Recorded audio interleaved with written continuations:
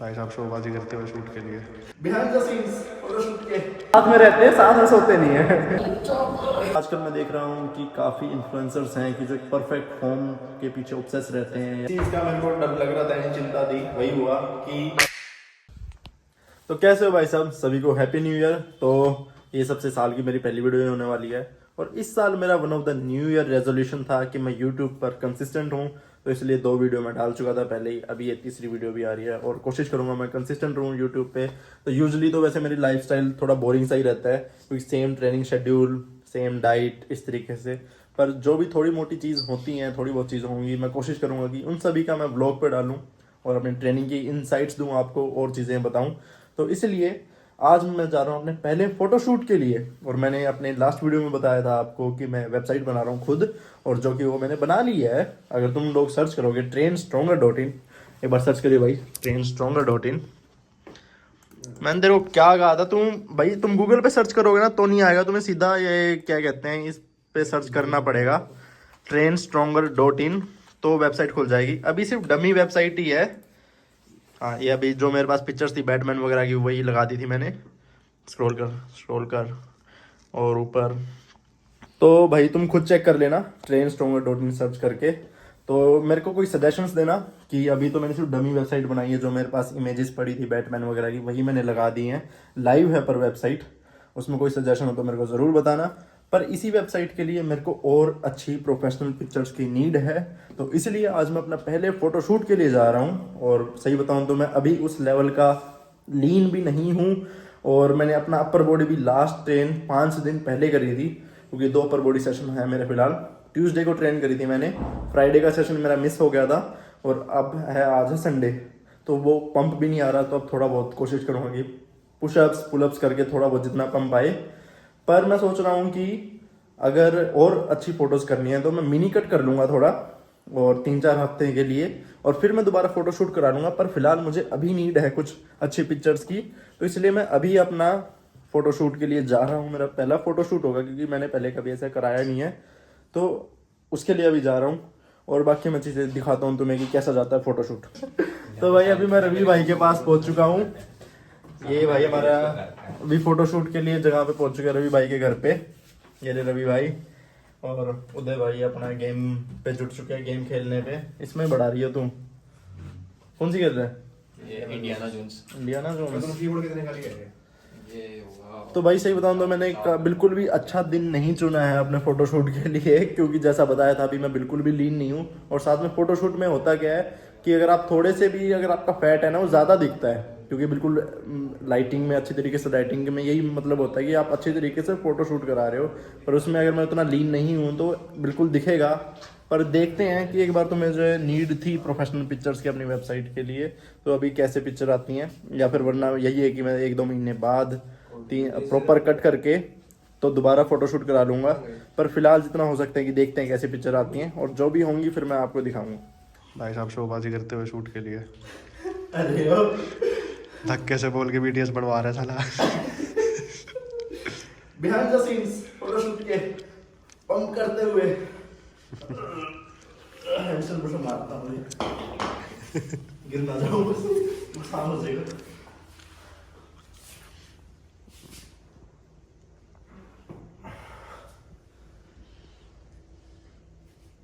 अभी लग रहा है बैठने से नहीं हो रहा है, शोल्डर में भी कम हो रही है।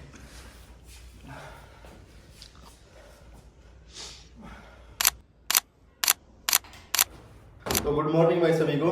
तो फोटोशूट के लिए कल मैं रात को गया था 10:30 बजे, और तब लेट हो गया था वहाँ पे, तो इसलिए बाद में कुछ रिकॉर्ड नहीं कर पाया। मैं घर पे आके सो ही गया, और जिस चीज़ का मेरे को डर लग रहा था, यानी चिंता थी, वही हुआ कि पिक्चर्स इतनी अच्छी नहीं आई क्योंकि उस लेवल का लीन नहीं हूँ मैं। जैसा कि मैंने पहले भी कहा था, फोटोशूट में अगर मैं अभी इस लेवल का भी लीन हूँ, जैसे ये फिजिक है, मेरे ओब्लिक्स भी दिख रहे हैं, बल्कि अगर जिम में मैं रिकॉर्ड करूँगा खुद को वर्कआउट करके, अपर बॉडी पंप आ गया डाउन लाइटिंग के साथ, उसमें फिजिक अच्छा लगेगा। और अभी मैं सुबह उठ के मॉर्निंग फिजिक्स बिना किसी पंप की ऐसे है, ये इतना लीन हूँ मैं। फोटोशूट में ये इतना अच्छा नहीं लगेगा क्योंकि आप पे थोड़ा बहुत भी फैट है यहाँ पे, वो बिल्कुल इस तरीके से लाइट आती है, बिल्कुल सामने से पड़ती है, तो वो भी दिख जाता है। तो वो भी यानी बेसिकली ये पिक्चर अच्छी नहीं आई। ज़्यादा इतनी कुछ उस अच्छी लेवल की नहीं थी। बाकी मैं आपको दिखा भी दूंगा जब मेरे पास आएंगी, गूगल ड्राइव पे लिंक भेज देगा भाई। और यही था, बाकी उसका भी एक इलाज मिल गया है कि मेरे पास कुछ पहली वीडियोस थी, उन्हें वीडियो एडिटिंग सॉफ्टवेयर में से उनके फ्रेम निकाल के तो वो पिक्चर्स आ जाएंगी, तो उसका भी इलाज मेरे को मिल गया है। और अभी टाइम है ब्रेकफास्ट करने का। तो भाई सबसे पहले जो मेरा मील लगा लो, स्नैक लगा लो, ये होता है कि दूध में मैं ले रहा हूँ मसल ब्लेज बायोजाइम वे। ये तो खत्म हो चुका, 4 किलो का था, अभी केसर ठंडा ही फ्लेवर है। ये तो पूरा खत्म कर दिया मैंने, कुछ नहीं है इसमें। और साथ में आ रखे हैं घर से गूंद के लड्डू। तो भाई यो वेट न्यू में थोड़ी बद रहा है, जो गूंद के लड्डू आते तो बद रहा है। तो भाई अभी मैं आ चुका हूँ दोबारा पावर लिफ्टिंग जिम में, जिसमें लास्ट टाइम मैंने ट्रेनिंग अपना व्लॉग दिखाया था। और आज है हमारा रो स्ट्रेंथ पे बेस्ड अपर बॉडी सेशन। साथ में शिवम भाई जो पिछले व्लॉग में दिखे ही होंगे, दिख रहे हैं। और साथ में उदय, ये भाई मैंने इसे इंट्रोड्यूस नहीं करा है, उदय मेरा फ्लैटमेट है। जिन लोगों को नहीं पता कि पहले मैं अकेला रहता था, मैं उदय और मैं साथ में रहते हैं, साथ में सोते नहीं है। अलग अलग कोने में सोते हैं। एलिगेशन जल्दी लगा देते हैं लोग, कंट्रोवर्सी। तो आज हमारा row strength based upper body workout, पर उससे पहले मैं एसबीडी के टॉप सेट लेने वाला हूँ। स्क्वाट, बेंच, डेडलिफ्ट तीनों के प्रॉपर टॉप सेट तो नहीं, पर सेमी टॉप सेट यानी क्लोज 1 rep मैक्स के पास, मेनली फोटोशूट के लिए। क्योंकि जो मैं बता रहा था आपको, फोटोशूट पावर लिफ्टिंग जो मेरा प्रोग्राम था उसमें ऐड करने के लिए, अच्छी पिक्चर्स के लिए, तो उसके एक टॉप सेट लूँगा। और उसके बाद मैं दिखाऊंगा अपना proper row strength based upper body session.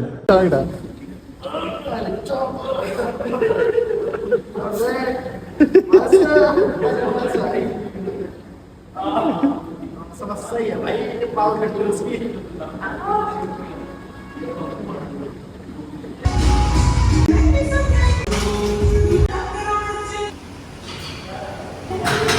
तो भाई जो थोड़ा मोटा फोटोशूट था वो हो चुका है।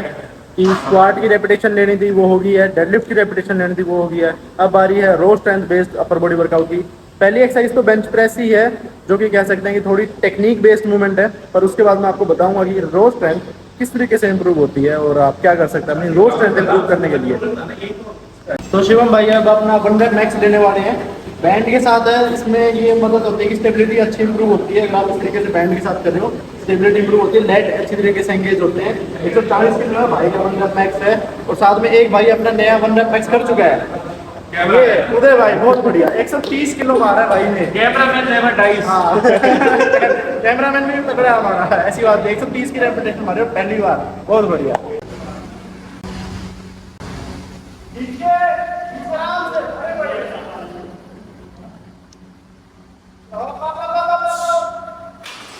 एक और आया झगड़े वाली। अच्छा मेरे को लगा था कि 2 मारेगा, मैं तो इसलिए पहले मैं इतना हाइप कर रहा था, बड़े आराम से आ गया।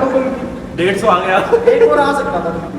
150 मार देंगे, मजा आ जाएगा यार।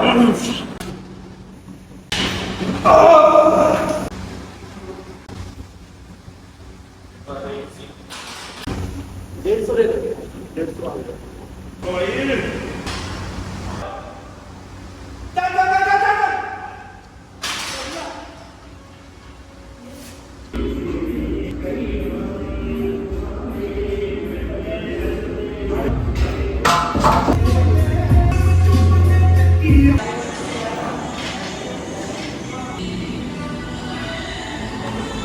तो भाई आज पहली एक्सरसाइज तो बेंच प्रेस थी।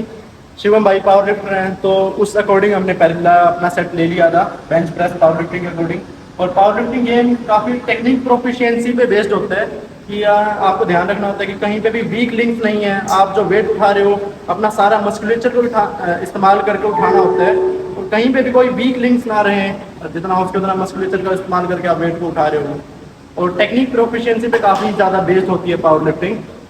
और मैं बात कर रहा था रो स्ट्रेंथ की।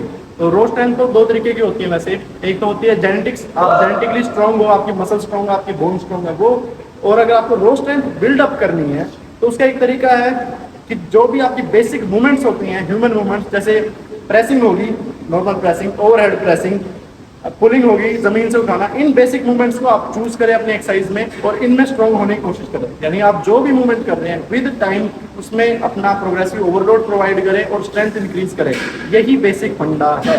पर रॉ स्ट्रेंथ के लिए सबसे पहले आप बॉडी वेट एक्सरसाइज को सरप्लस करें अच्छे खासे, बॉडी वेट को बहुत ज़्यादा ध्यान दें, उसमें डोमिनेटिंग हो। उसके बाद फ्री वेट्स रेफर करो मशीन से ज़्यादा, क्योंकि आपको किसी भी वेट को A to B मूव करना है, पर आपको हर एक चीज़ में अपने आप को अच्छा करना है, तो हर चीज़ करनी पड़ेगी। और फ्री वेट सबसे ज़्यादा हेल्पफुल रहते हैं बिगिनर्स के लिए स्पेशली, क्योंकि वो आपकी हर एक मसल के पार्ट पे काम करते हैं, बैलेंसेस पे काम करते हैं, उसकी वजह से। तो रो स्ट्रेंथ का जो एक बेसिक फंडा मैं बता सकता हूँ, जो बेसिक ह्यूमन मूवमेंट्स होती हैं आपकी, उन पे स्ट्रॉन्ग बनना पड़ेगा आपको।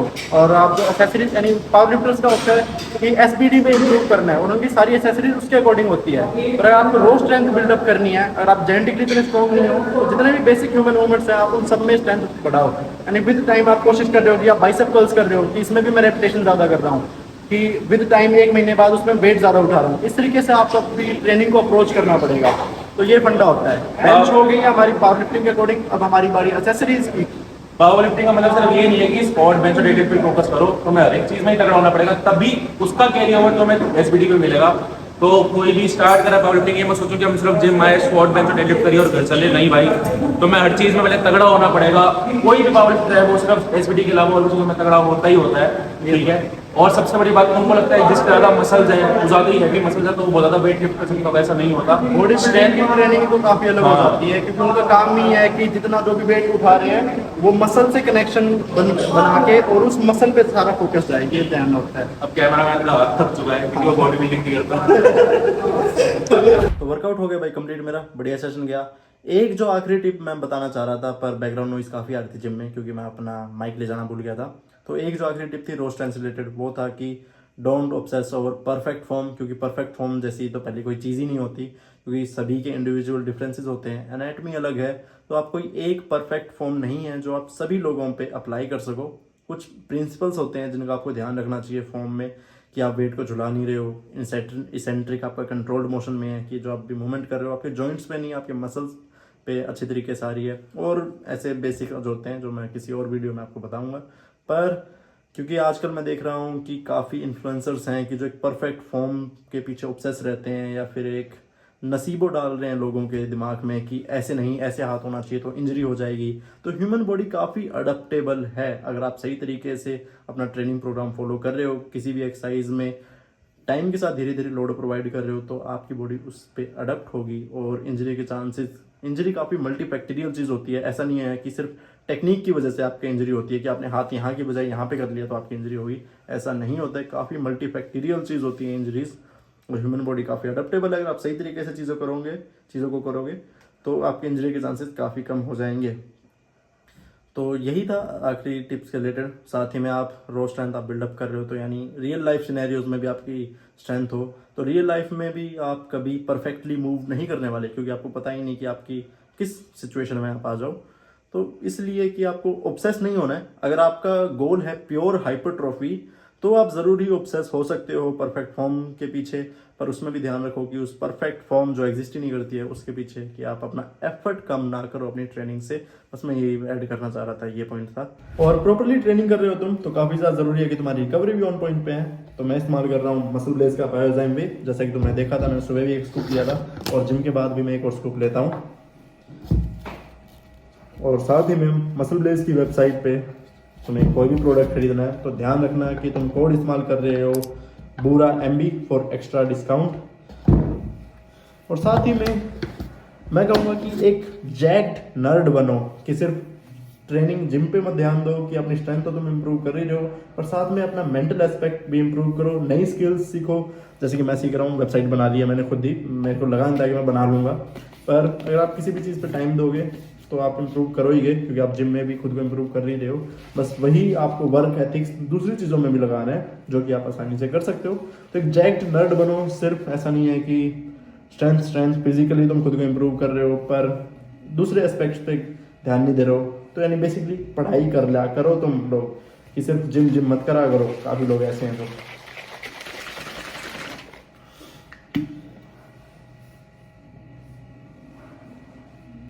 और भाई वेबसाइट ज़रूर चेक करना trainstronger.in, और मुझे सजेशन ज़रूर देना कि उसमें मैं क्या इम्प्रूव कर सकता हूँ।